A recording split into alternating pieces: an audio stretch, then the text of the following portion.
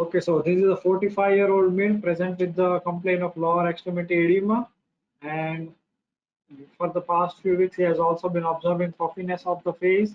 His urine analysis is 4+ proteinuria, so it is a patient with a nephrotic syndrome. Creatinine is high, so it is like in the nephrotic syndrome there will be about like there is a one condition known as a minimal change disease, and in this condition the creatinine level is most likely normal, so we can definitely rule out with this finding.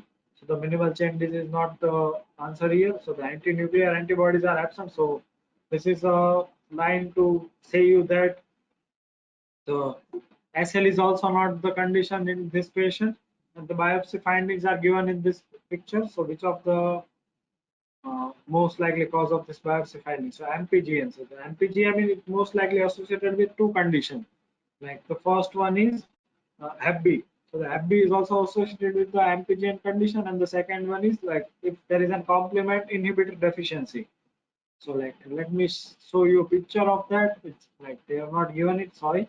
So the MPGN has a like tram-track appearance on the H&E stains, and due to splitting of the subendothelial membrane, and it is associated with the two conditions, like if there is a C4 inhibitor deficiency or complement inhibitor deficiency, there will be a more and more like a complement activation, and the second one is the Hep B. So both of this condition is associated with the MPGN.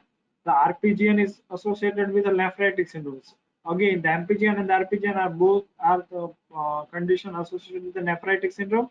So it may not be the right answer here, because in this patient the 4+ proteinuria means above 300 or above the 3-gram protein, so it is a nephrotic range of proteinuria. So it's also not the right answer. The post-infectious glomerular nephritis is also not the right answer, because it is associated with nephritic syndrome.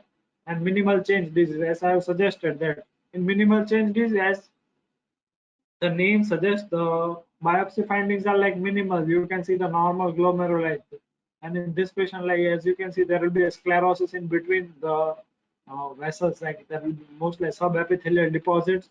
So it is also characteristics of membranous glomerulonephritis. So it's a diffuse thickening of the GBM, and the features on the electronic microscopy suggest subepithelial deposit. Mind you, this is not a subendothelial. Subendothelial is associated with MPGN, not membranous. So there will be a two condition that is also have a subepithelial deposits. The first one is a membranous glomerulonephritis, and the second one is PSGN, or the post-infectious glomerulonephritis. So these two conditions are associated with a subepithelial cyst, like as they have like written here. And they were like kind of spikes and domes appearance, but like you cannot not see on this normal H&E stains, but you have to done a electronic microscopy to see that spike and dome appearance. So the membranous glomerulonephritis will be the right answer. And another thing, that membranous glomerulonephritis, it will be present in the adult and the children, right? So in the adult, it will be most likely a primary disorder, or like if there is any at the antibody known as the phospholipase 2. So if there is a defect in the phospholipase 2, it will lead to development of membranous nephropathy.